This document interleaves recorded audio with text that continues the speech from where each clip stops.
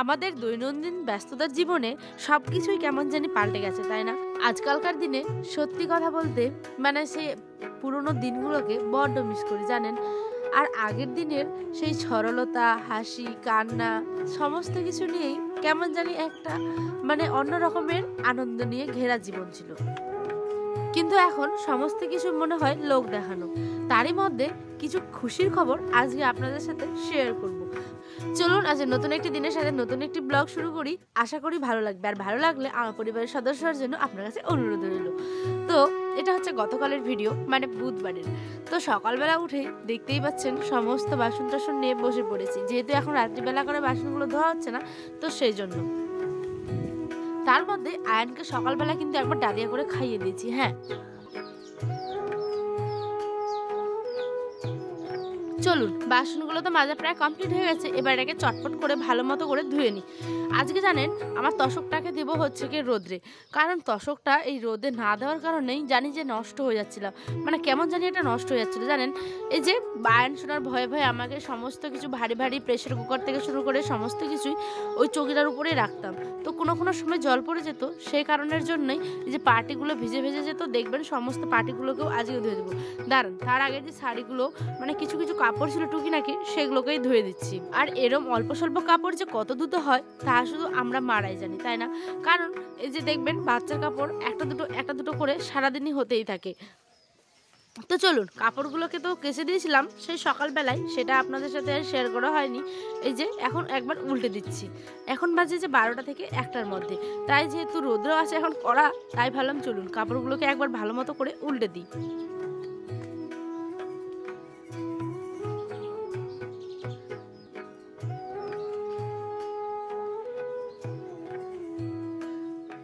চলুন এবার এই যে লেগে পড়েছি হচ্ছে কাজে।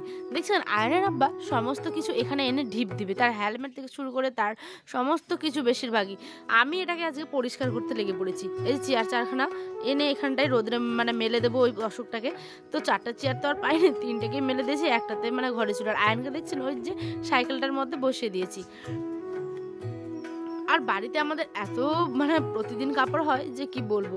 আপনারা যারা আমার ব্লগ দেখেন তারা তো জানেনই, তাই না? চলুন ওটাকে ভালো মতো করে শুকাক। আর এত সুন্দর রোদ্র উঠেছে, দেখি সারাদিনের মধ্যে একদম প্রায় গরম হয়ে গেছে, জানেন। চলুন ওই যে ক্যাথাটা ওইটাকেও ভালো মতো করে ভাঁজ করে দিব, কারণ ওইটাকে ভেবেছি তুলে দিব, তাই ওটাও কেচে দিয়েছিলাম। এবার এটাকে ভালো মতো করে ঝাড়াটা দিয়ে ঝাড় দিয়ে দিচ্ছি। এই চটটা হচ্ছে গিয়ে আমাদের বিয়ের গায়ে হলুদের, জানেন। এটারও আবার নাকি একটা হিস্ট্রি আছে, তো শুনুন সেটাও একটু আপনাদের সাথে শেয়ার করি। এই আমাদের শ্বশুরবাড়ির নিয়মে গায়ে হলুদ যখন নাকি হয়, ওই যে দেখলেন ধকড়া টাইপের বস্তা আর কি 4-5টা মিলেকে সেলাই করা, ওটা কিনতে পাওয়া যায় নতুন। ওইটার উপরেই পিড়ি যে পিড়া আর কি হয় গায়ে হলুদের, তো সেটার উপরেই আয়নের আবার বসেছিল। তো সেটা নাকি সারা জীবনের মধ্যে একবারও ফেলে দিতে নেই, ওটাকে নাকি বাড়িতে সংরক্ষিত করে রাখা হয়। তা আমরা ভাবছিলাম কোথায় রাখবো, তার সেই জন্যই ওই যে চৌকিটার বাইরের চৌকিটার মধ্যেই বিছিয়ে দিয়েছি। আর বাইরের চৌকিটা বলতে কি বলুন তো, এখন না ওটাতে শুধুমাত্র পাটিগুলোই বিছিয়ে রাখি আর তশকটায়। আর যখন কেউ আসে তখন কিন্তু সেখানে চাদর টাদর বেশ ভালো মতো করে বিছানা হয়ে যায় একটা। আর এই যে দেখছেন আমাদের মেজদা আর আমাদের ছোট্ট পুচকি নুসরত, সে একটু খেলাধুলো করছিল, তাই ওকে ওর আব্বা ক্যামেরার সামনে এনে হাসানোর চেষ্টা করছিল। দেখুন এটা হচ্ছে কি মায়েদের, হ্যাঁ, মারা কিন্তু এই গুঁড়োগুলো আবার ঢেকিতেই কিন্তু ফুটেছিল।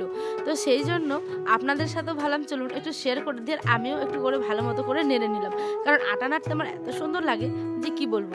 তো সে সমস্ত কাজের ভাগে আয়ান এখন গেছে ঘুমিয়ে। হ্যাঁ, তার মধ্যেখানেই ওকে স্নান করিয়ে ঘুম পাড়িয়ে দিয়েই চটজলদি করে এই যে দেখছেন কত জুতো হয়েছে ঠান্ডার, আয়নের আব্বার বুট, আমার বুট, সমস্ত কিছু। ওই যে দূরে দেখছেন একটা কোনায় হাঁড়ি, ওটা হচ্ছে দই বসানোর হাঁড়ি, যেহেতু আমি দই বসাই গরমের সময়, সেই জন্য। আর এবারও কিন্তু অনেকটা দই বসাবো, জানেন। আর সেই সমস্ত কিছু আপনাদের সাথে এবারও সুন্দর করে শেয়ার করব। তো চলুন, এগুলো হচ্ছে আমাদের হাট করা ব্যাগ। এত ব্যাগ হয়ে গেছে, হাট করা ব্যাগ বলুন, তারপরে আর সমস্ত কিছু আয়নের আব্বা যেহেতু মালটা আনে বলতে গিয়ে দোকানের আর কি সমস্ত অনেকগুলো জিনিসপত্র হয়ে গেছিলো ব্যাগের ঢিপ, তো সেই জন্য বড় ব্যাগের মধ্যে রেখে দিচ্ছি। আর এই যে আলোক চুলা, ওইটাতেও দেখবেন কিছুদিন পরেই রান্নাবান্না শুরু করব। তারপরে এত ডেস্কটা নোংরা হয়ে গেছিলো, বলতে এটা কাঠের ডেস্ক, আমার মানে শ্বশুরবাড়ি গাড়ি বানানো আর কি।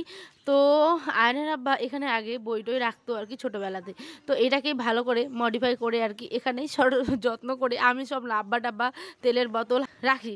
কেননা যে এত সুন্দর জিনিসটা নষ্ট করে দেবো, পুরোনো জিনিস তো একটা মায়া থাকবে তাই না, সে যতই নতুন জিনিস আসুক না কেন। তো চলুন, যখন বাড়ি হবে তখন ইনশাল্লাহ ভালো মতো অনেক কিছু নিব, কিন্তু জানেন যে বাড়িটা আমরা এখনও দিনই একটা অন্য কারণে। তো চলুন, এটাকে ভালো মতো করে পরিষ্কার করে নিচ্ছিলাম। পরিষ্কার করার পরও সমস্ত লবণের ডাব্বা থেকে শুরু করে তারপরে যতগুলো বয়াম, জানেন এখন এই বয়ামগুলোতেই আমি সমস্ত কিছু রেখে দিই। তারপরে সবজি ঝুড়িগুলোও মুছবো, আর অযথা কিছু সবজিগুলো দেখছি শুকিয়ে যাচ্ছে বা নষ্ট হয়ে যাচ্ছে, সেগুলোকে কালো আর লালুকে ভাগ করে করে দিয়ে দিব জানেন। তো চলুন, এই যে দেখছেন আমি এখন সমস্ত ঝুড়িগুলোকে মানে সার্ফের জলে ওই যে নিয়ে নিয়েছিলাম, আর একটা কাপড় দিয়ে ভালো করে ঝুড়িগুলোকে মুছে নিয়েছি।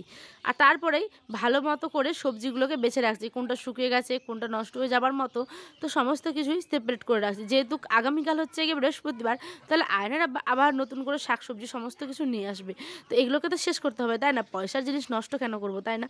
চলুন, সমস্ত কিছু প্রায় হয়ে গেছে, আর এই যে এখন আমি এগুলোকে গুছিয়ে গুছিয়ে রেখে দিচ্ছি। আর এগুলো উপরে কেন রাখছি বলুন তো, আয়ন যেহেতু হাতের নাগালা করে একটা একটা করে রসুন পেঁয়াজ লঙ্কা সমস্ত কিছু ছড়িয়ে ছিটিয়ে রাখে।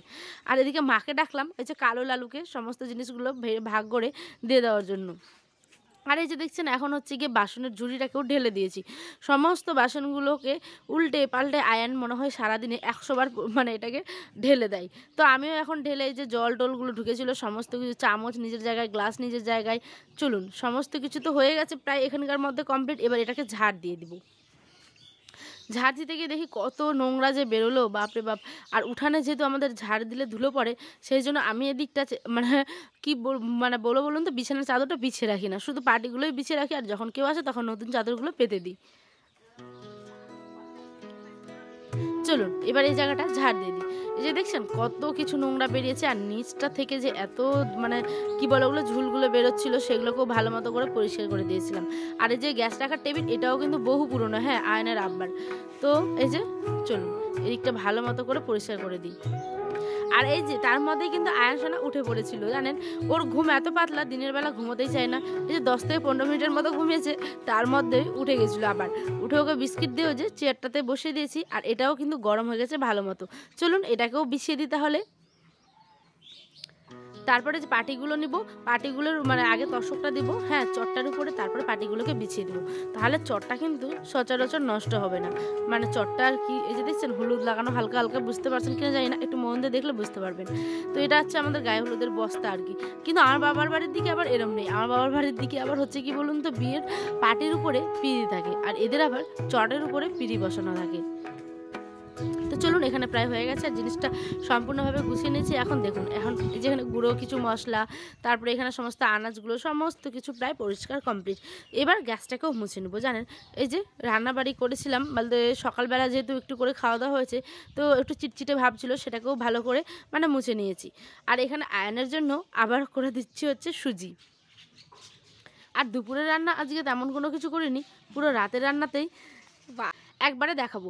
তো বিকেলবেলা এখানে একটু চা বসে দিয়েছিলাম, আদা চিনি তেজপাতা মানে সমস্ত কিছু দিয়েই চা, আর সাথে করেছিলাম হচ্ছে গিয়ে মুড়ি, তেল লবণ কাঁচা লঙ্কা পেঁয়াজ কুচি, মানে সমস্ত কিছু দিয়ে আমি খাবো। আর যে বলেছি বাড়িতে নতুন কয়েকটা সদস্য বেড়েছে, আমি আপনাদের এই কথাটাই বলতেছিলাম। দেখছেন মানে মানুষ হোক কিংবা প্রাণী, সমস্ত কিছুর মানে মায়াটা একটা অন্যরকমের তাই না। মা দেখছেন বাচ্চা হতে হতে কত আদর করছে। এই যে দুটো হচ্ছে গিয়ে ছাগলের আমাদের বাচ্চা হয়েছে, এটাই আপনাদের সাথে শেয়ার করছিলাম। তো দেখেন কি আদর করছে, আর কতটা মায়া ভর্তি তাই না। মানুষের বাচ্চা হোক কিংবা মানে গরু ছাগলের, সব মানে মায়ের কাছে সবাই সমান তাই না। তো চলুন এটাই বলছিলাম যে নতুন আমাদের বাড়িতে সদস্য বাড়লো। তো রাতে আমি রান্না করছি হচ্ছে বেগুনের বড়া করব, মানে বেগুনের ভাজা আর কি। আর করব হচ্ছে গিয়ে ফুলকপি মটরশুঁটি আর আলু দিয়ে একটা তরকারি। তো বেগুনগুলোকে যে গায়ে হলুদ করে তেলের মধ্যে বেশ ভালো মতো করে ভেজে দিচ্ছি, মানে হলুদ লবণ মাখিয়ে আর কি। আর এই বেগুনগুলো কি না একটু মানে বুড়ো টাইপের, মানে শক্ত হয়ে যেহেতু মানে বীজ হয়ে গেছে, তো এগুলো তরকারিতে দিলে একদম বাজে লাগে। সেই জন্য আমি ভাবলাম চলুন এগুলোকে একটু ভালো মতো করে ভাজা ভাজা করে নিই, গরম ভাতের সাথে ভালোই লাগবে। তারপরে লবণ হলুদ দিয়ে ফুলকপিটাকে সুন্দর করে ভেজে নিচ্ছি। হ্যাঁ, তারপরে মানে যেহেতু মশলা নেই তেমন হালকা পাতলা করে রান্না করি, আয়ান যেহেতু আমাদের সাথে খায় সেই জন্য পেঁয়াজ কুচি, আদা কুচি আর হচ্ছে গিয়ে লঙ্কা কুচি দিয়েই এই ঝোলটা করব। তার আগে দাঁড়ান, এই যে ফুলকপিটাকে দেখছেন তার সাথে কিন্তু মটরশুঁটিটাও ভালো মতো ভেজে নিয়ে এই যে ভাজা মশলা দিয়ে আলুটাকে ম্যারিনেট করে মানে মিক্স করে রেখেছিলাম আর কি ভেঙে। সমস্ত রান্নাটা কমপ্লিট। তারপরে জিরেটা দেখছেন, জিরেটাকে একটু ফুটিয়ে নিচ্ছি। কেন বলুন তো, আলুর ঝোলে দেখবেন জিরে ফুটিয়ে দিলে টেস্টটা একটু অন্যরকমের আসে, তাই না? তো চলুন আজ এই পর্যন্ত, দেখাবে অন্য একটি ব্লগে। সকলে ভালো থাকবেন, সুস্থ থাকবেন, আল্লাহ হাফেজ। আর ব্লগগুলো দেখতে ভুলবেন না কিন্তু। টাটা।